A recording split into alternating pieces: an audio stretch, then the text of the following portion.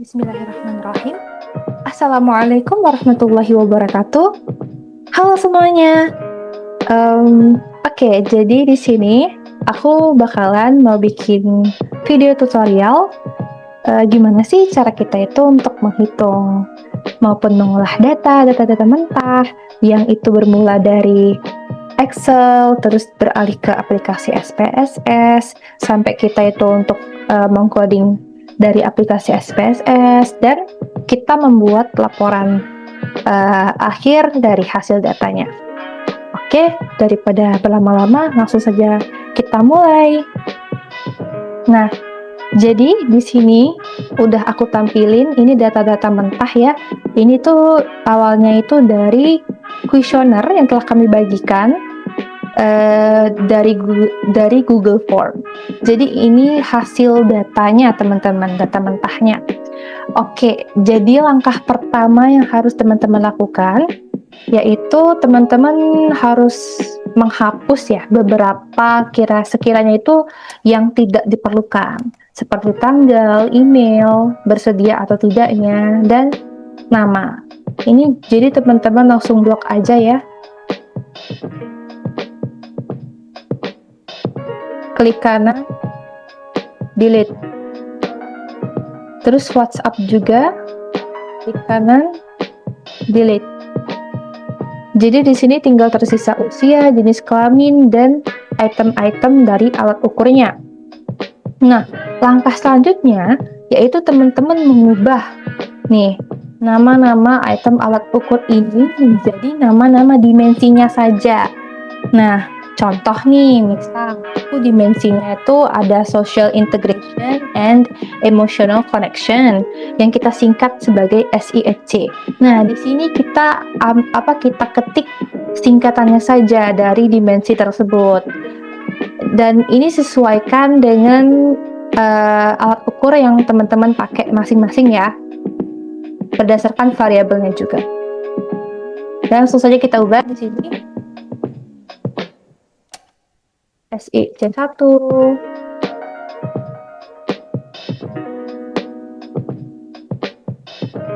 kedua, dan seterusnya ya teman-teman.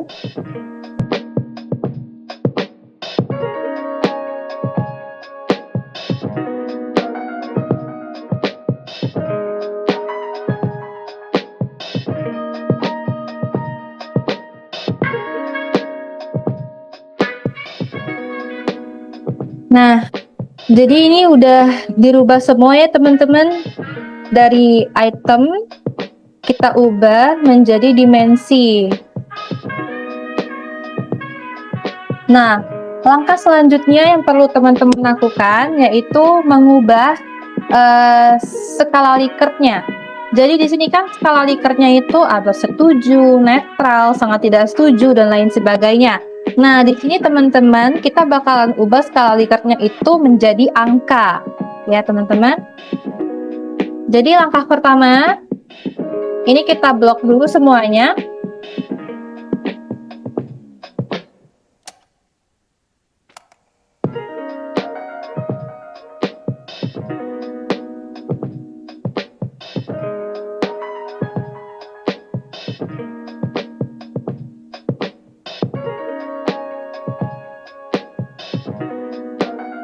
Ini udah kita blok ya. Nah, terus teman-teman klik Ctrl dan F. Nah, dia bakalan muncul Find and Replace. Di sini teman-teman klik find-nya ini. Kalau aku biasanya aku mulai dari sangat tidak setuju dulu teman-teman. Jadi di sini langsung aja kita tulis tidak setuju. Replace ke angka 1. Terus klik replace all. Nah, ini udah berubah semuanya teman-teman. Terus kita ubah, maksudnya kita terusin ya sampai habis skala Likert-nya. Ini gantung teman-teman ada skala Likert-nya berapa. Kalau saya ada 5 skala Likert.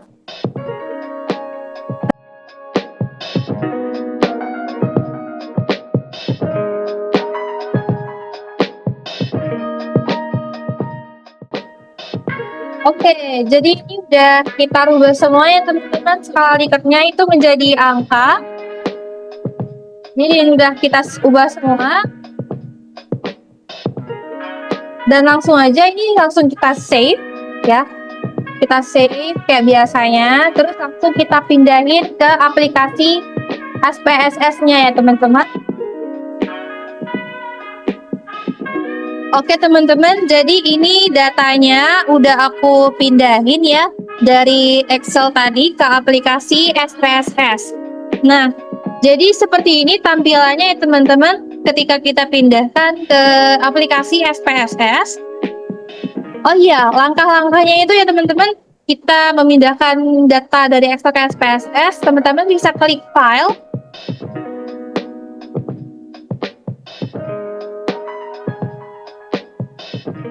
Memang agak nge-lag ya teman-teman, tapi ditunggu aja. Ini sesuai dengan kondisi laptop teman-teman juga sih. Oke, terus new, kita klik open, open, terus data. Nah, nanti akan muncul seperti ini ya teman-teman. Nanti sesuaikan saja teman-teman nyimpennya di mana, apa di dokumen atau di download dan lain sebagainya. Terus nanti di file name ini tinggal teman-teman ketik ya nama filenya apa, terus klik open. Gitu ya teman-teman caranya. Nah, ini data view-nya. Data view-nya seperti ini ya, seperti di Excel tadi ya teman-teman. Datanya. Oke, jadi langkah selanjutnya yang teman-teman lakukan adalah mengubah measure-nya ini ya teman-teman. Yang di bagian dimensi itu teman-teman ubah ke nominal. Klik scale. Terus ini teman-teman dulu salin ya. Dia bakalan berubah gitu. Jadi tinggal kita blok aja.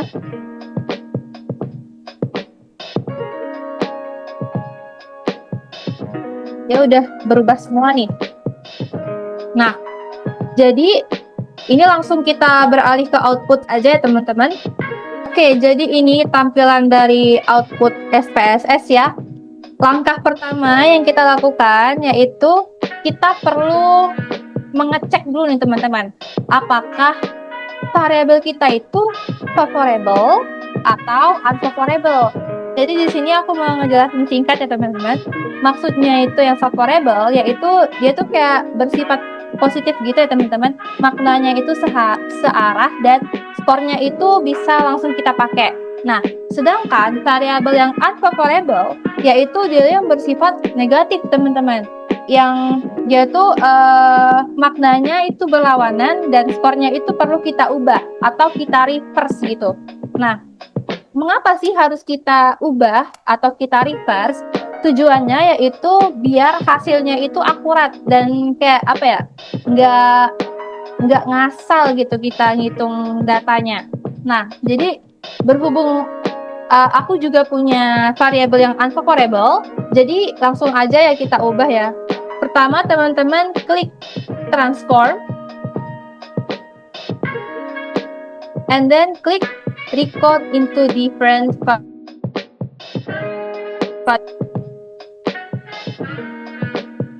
kita tunggu aja.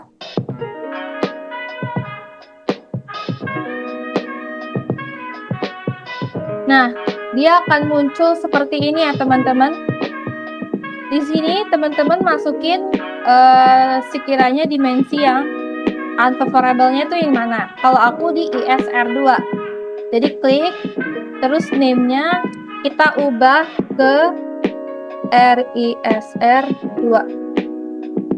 Change, dan klik Old and New Values.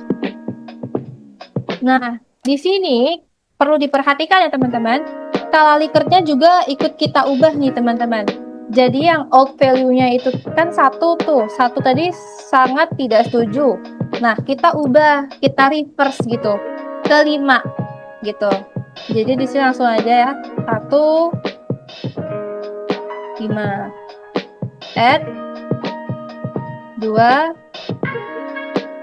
4 add 3 add 4 2 add 5 1 add. Nah, di sini jadi udah ya 1 2 3 4 5 5 4 3 2 1. Ini udah kayak ketuker gitu di reverse ya. Jadi ini kita klik continue and then klik OK. Nah, dia udah execute ya teman-teman. ISR2 into RISR2. Dan ini udah kita reverse tadi. Selanjutnya kita ke transform lagi, klik, terus kita ke record lagi. Nah, di sini kita reset dulu. Kita akan mengelompokkan nih teman-teman antara laki-laki dan perempuan gitu ya. Jadi kita klik di sini jenis kelaminnya kita ubah dulu ya. Name-nya kita buat jadi JK. Klik change.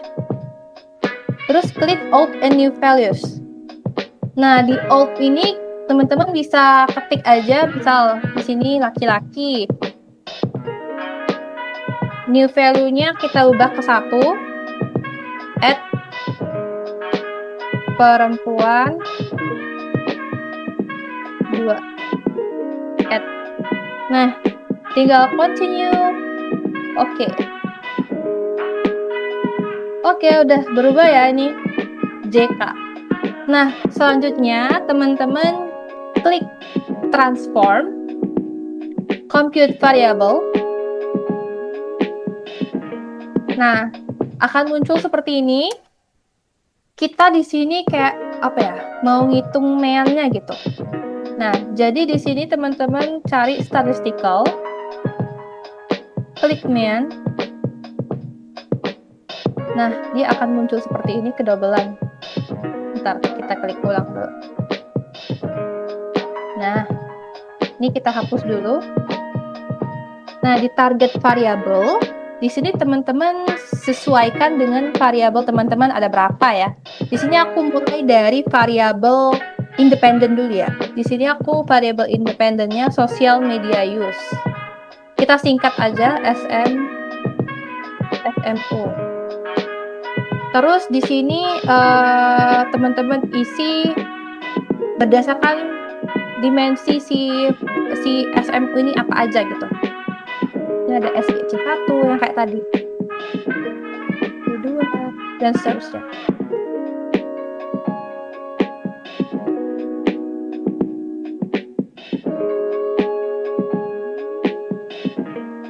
Nah, untuk ISR2 teman-teman jangan masukin. Teman-teman masukinnya yang udah di reverse tadi.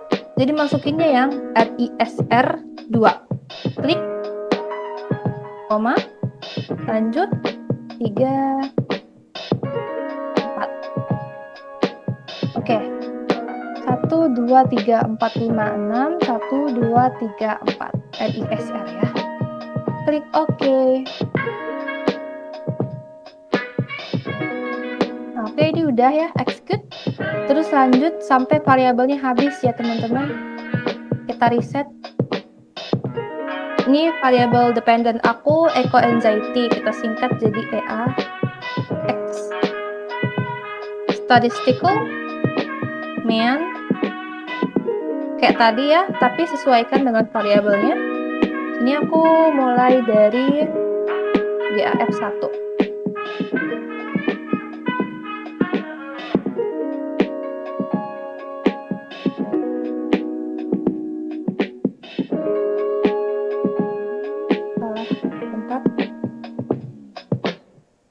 RMS 3.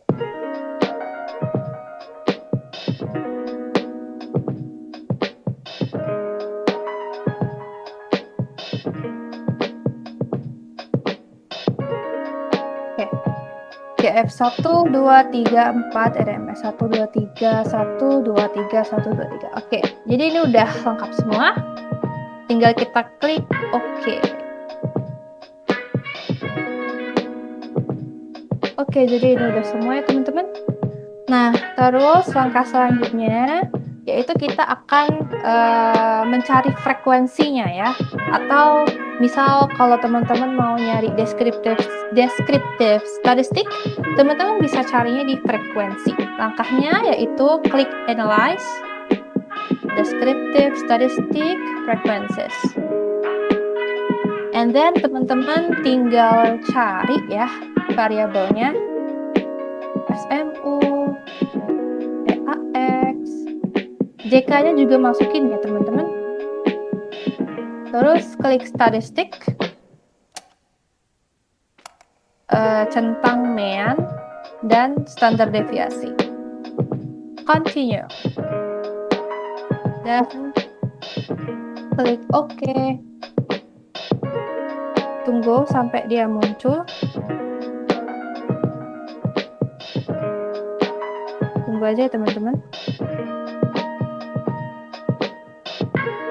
Nah, dia udah langsung muncul nih frekuensinya berapa, terus SFU, EAF, dan JK. Langsung aja di sini kita buat laporan ya, laporan statistik deskriptif. Kita ke Word dulu.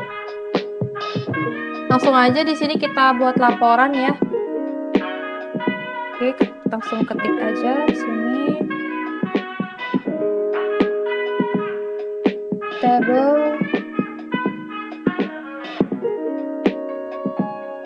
1 titik deskriptif statistics data social media use dan eco anxiety. Kita buat tabelnya dulu. Kita ke Excel. Kita langsung buat draw border.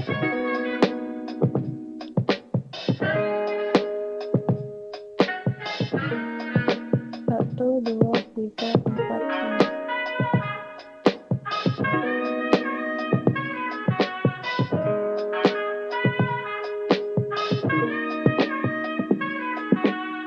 Oke, langsung aja kita ketik di sini. Uji descriptive statistics.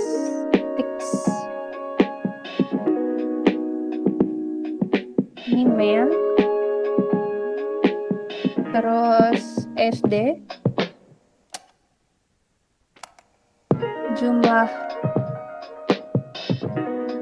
laki-laki,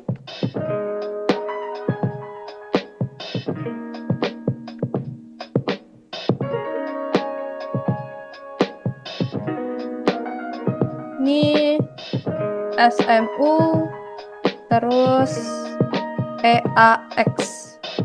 Nah, nanti bisa teman-teman langsung lihat di sini ya. Di sini ada meannya sama SD-nya dari SMU berapa. Nah, di sini SMU 3,124. Yang EAX itu 2,982. SD-nya 0,495, 0,617. Jumlah laki-lakinya ada 23, sama ya. Perempuannya ada 77.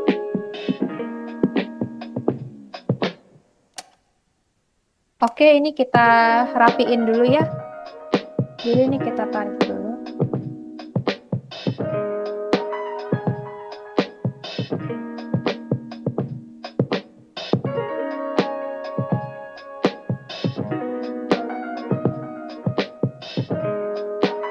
Ini kita pakai tabelnya tabel apa style ya teman-teman. Jadi dia kayak yang garis miringnya aja gitu.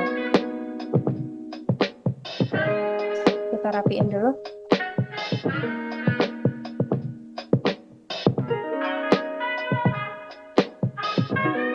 Oke, udah, langsung kita blok.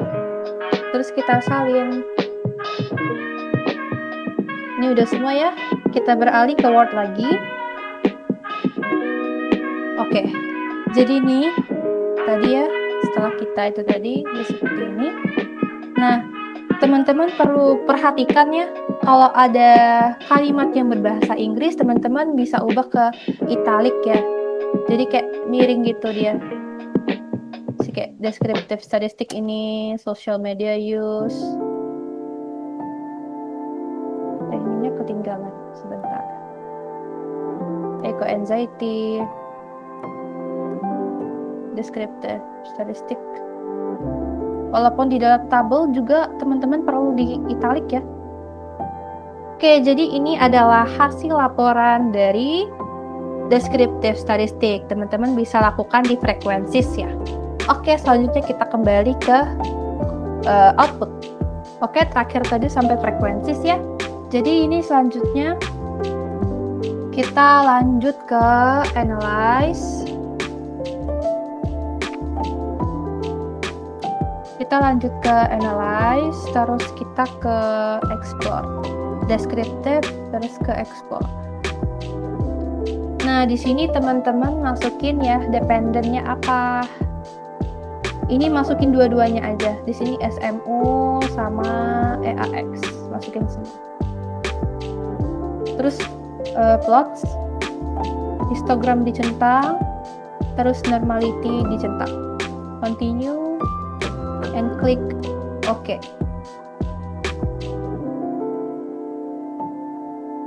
Tinggal ditunggu aja ya teman-teman, nanti dia bakal muncul data-datanya.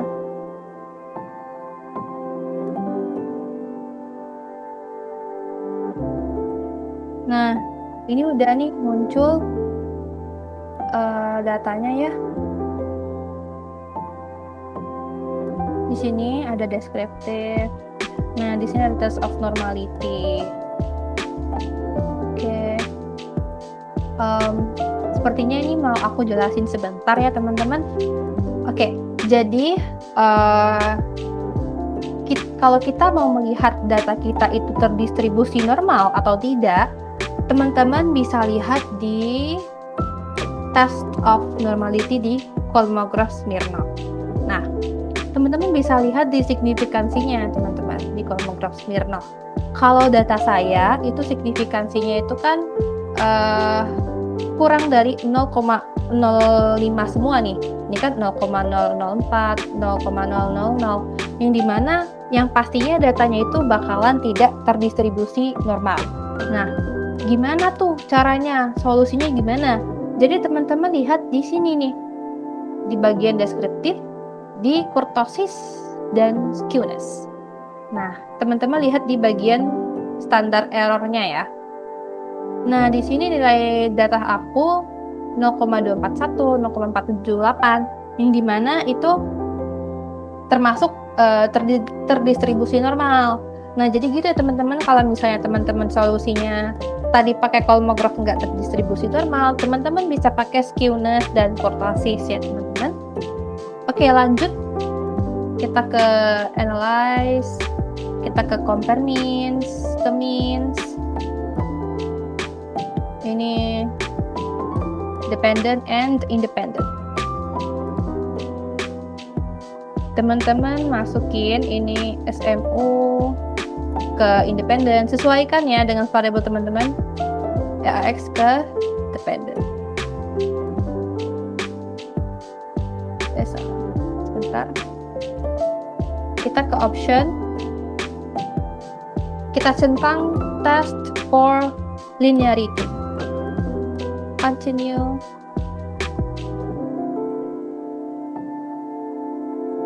Klik OK. Nah, ini ya guys. Jadi ini ANOVA table, terus measure-nya juga udah muncul. Langkah selanjutnya itu kita akan mencari korelasi teman-teman, nilai korelasinya. Jadi klik analyze, correlate, klik bivariate. Nah, di sini masukin semua ya. SMU kita masukin, EAX kita masukin, terus option kita centang di sini means and standardization. Continue. Kita pakai korelasinya korelasi persen ya, Pearson. Oke? Kita klik OK. Nah, jadi ini udah itu correlationnya ya, udah muncul. Selanjutnya kita buat hasil laporan akhirnya ya. Kita beralih ke Word dulu. Oke. Di sini langsung aja kita buat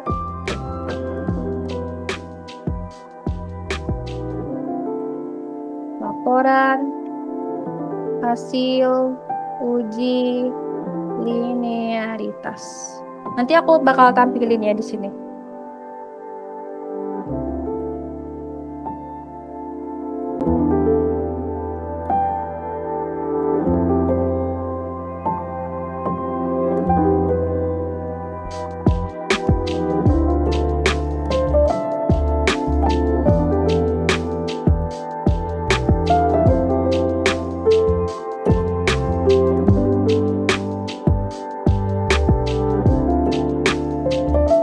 Oke, jadi ini ya laporan hasil uji linearitasnya. Di sini aku mau ngejelasin sedikit ya teman-teman. Nah, bagaimana sih kita itu bisa tahu kalau data kita itu terdapat ada hubungan yang linear? Jadi kita lihat di P ini teman-teman, nilai P signifikan ini. Nantinya itu kan kita melihat data ini tuh dari ANOVA table ya. Nah, 0,588 itu termasuk di barisan deviation from linearity. Nah, berdasarkan kalau kita menurutkan baris deviation from linearity, nilai 0,588 itu lebih dari 0,05, yang dimana itu terdapat nilainya itu ada hubungan yang linear gitu. Jadi ngelihatnya tuh dari nilai 0,588 ini ya teman-teman. Oke, lanjut kita buat uji korelasi, laporan uji korelasi.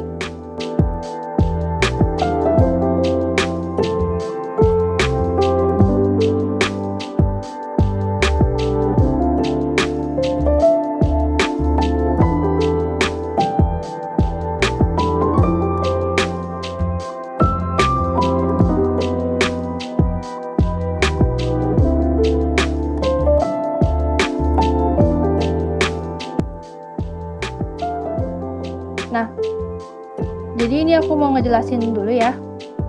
Di sini bagaimana sih kita itu bisa mengetahui kalau di antara kedua variabel itu mempunyai hubungan yang sangat rendah, terus juga tidak mempunyai hubungan yang signifikan.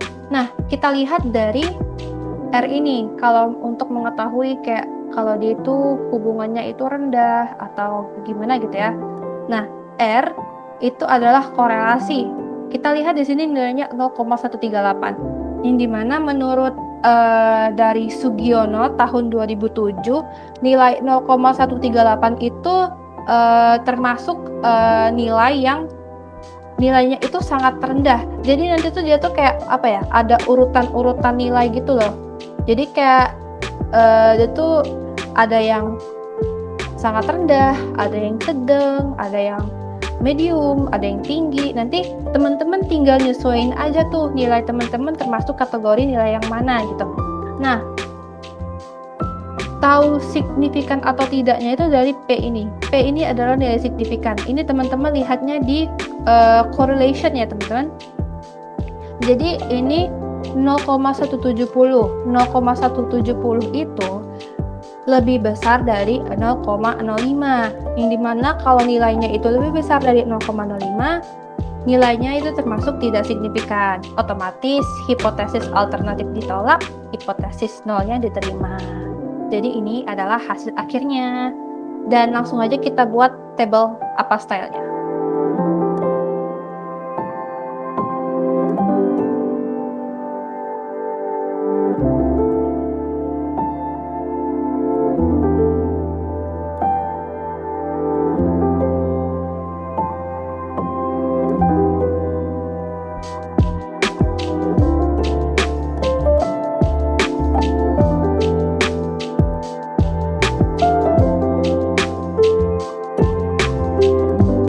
kita salin.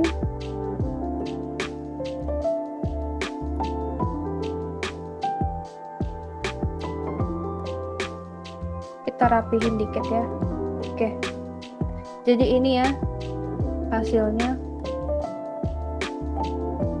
Oke, inilah selanjutnya kita akan menghitung regresi linear sederhana. Jadi kita kembali ke output dulu.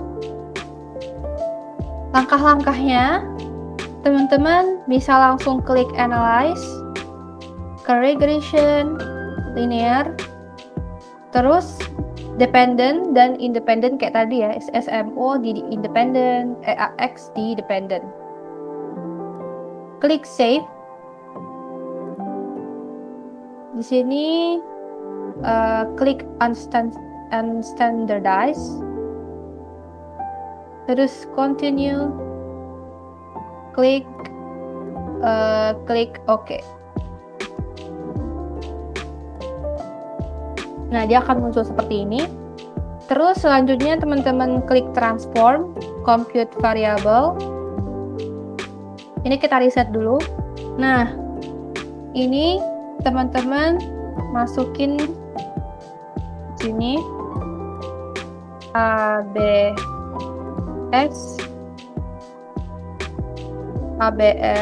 res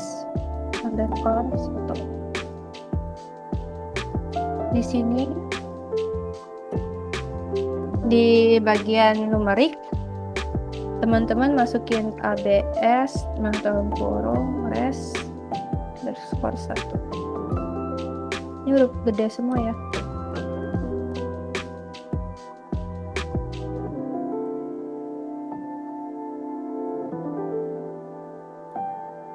Kita cek lagi.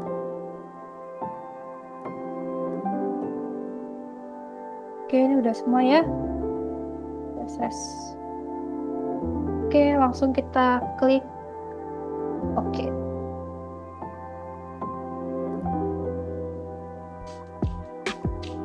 Oke, jadi ini udah ya.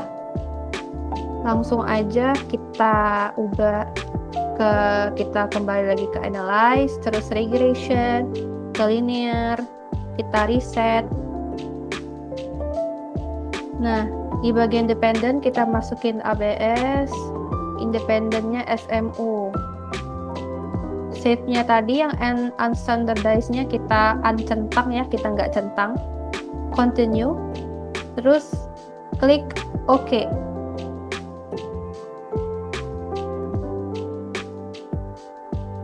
Terus teman-teman klik analyze lagi, kita ke regression, ke linear, terus reset.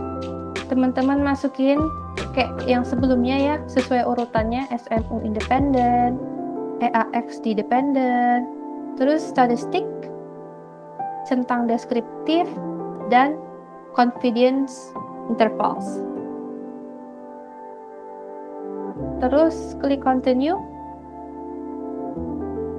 terus klik OK. Oke, jadi ini hasilnya ya teman-teman. Di sini ada betanya berapa, ada lowernya berapa, uppernya berapa, signifikansinya berapa. Jadi ini langsung teman-teman buat aja hasil laporannya ya untuk regresi linear sederhana. Ini langsung kita pindah ke Word dulu. Di sini kita buat dulu HO sama dengan social media use tidak memprediksi eco anxiety pada mahasiswa. HA-nya social media use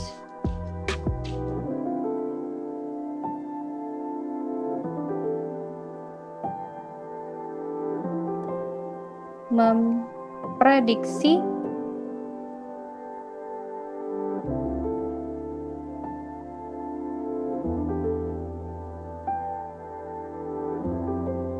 eco anxiety pada mahasiswa. Oke. Ini kita buat dulu di sini tabel 2 ringkasan hasil analisis regresi linear sederhana untuk pengaruh social media use terhadap eco anxiety.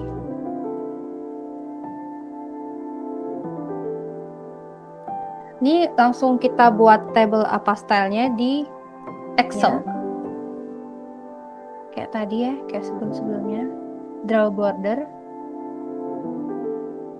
Kita klik dulu. Oke.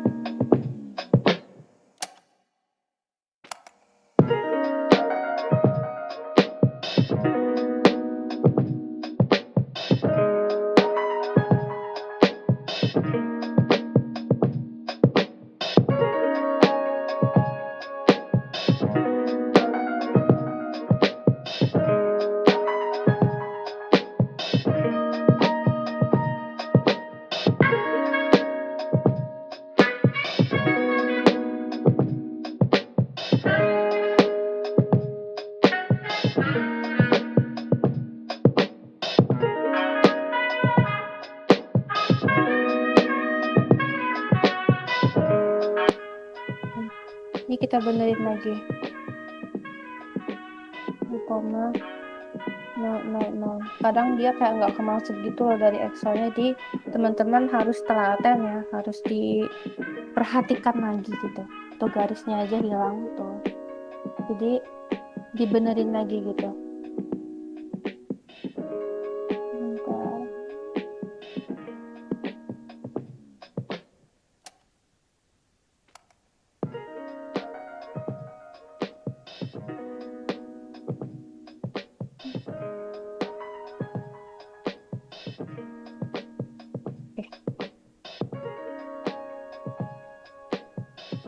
Ini kita balikin dulu.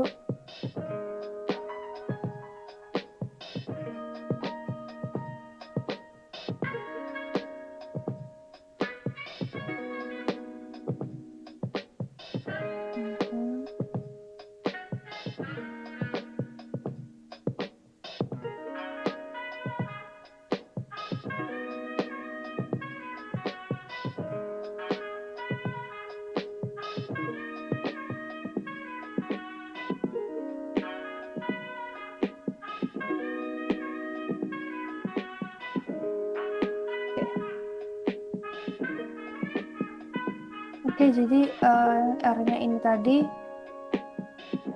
kita buat jadi kayak gini, R square ya namanya.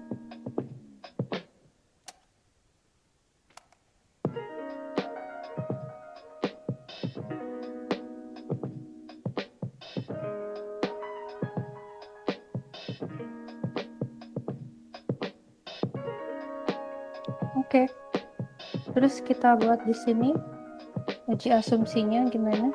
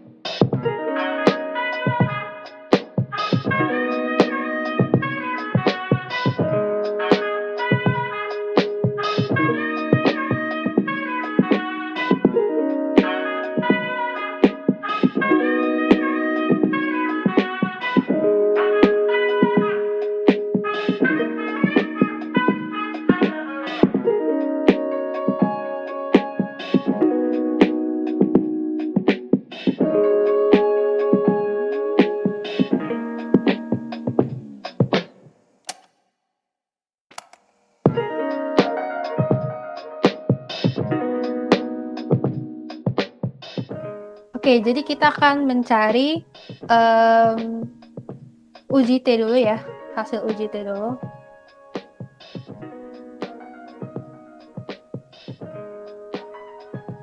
Oke. Kita ke analyze, terus compare means, kita ke independent sample T test. Nah, di sini kita masukin satu aja. Kita masukin EAX. Terus grouping variabelnya kita masukin JK. Klik define groups. Grup 1 1, grup 2 2. Continue and then klik OK.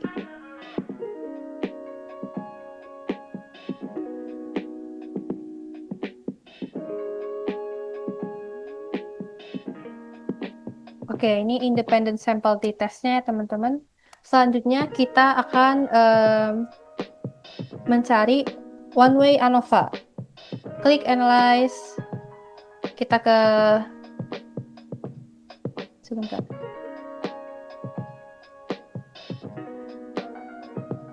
Kita ke compare means. Terus ini yang paling bawah one way ANOVA, klik. Nah, jadi ini teman-teman perlu masukin satu aja ya dari variabelnya. Ini teman-teman masukin satu aja. Di sini aku bakal masukin SMU, faktornya JK. Sebentar. Di sini kita klik homogeneity sama descriptive. Sebentar teman-teman.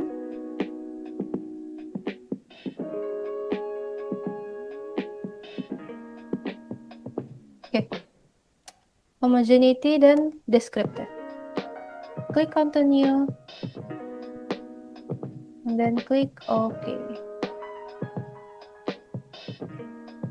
Oke, jadi hasilnya bakalan seperti ini ya teman-teman.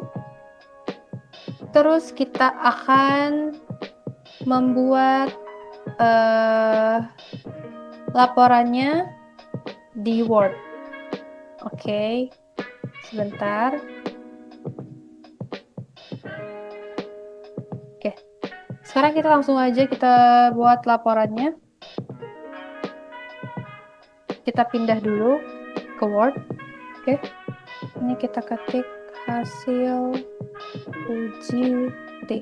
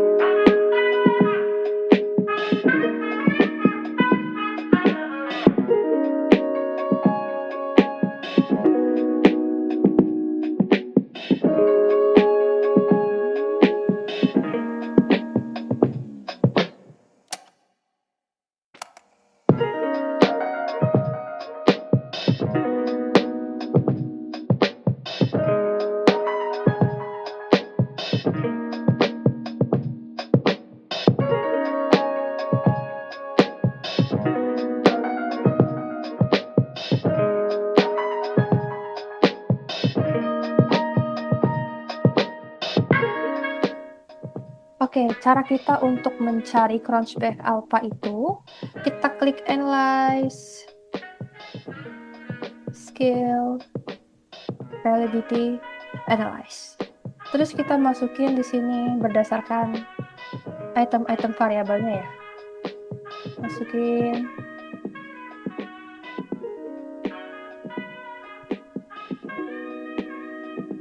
dari ISR 2,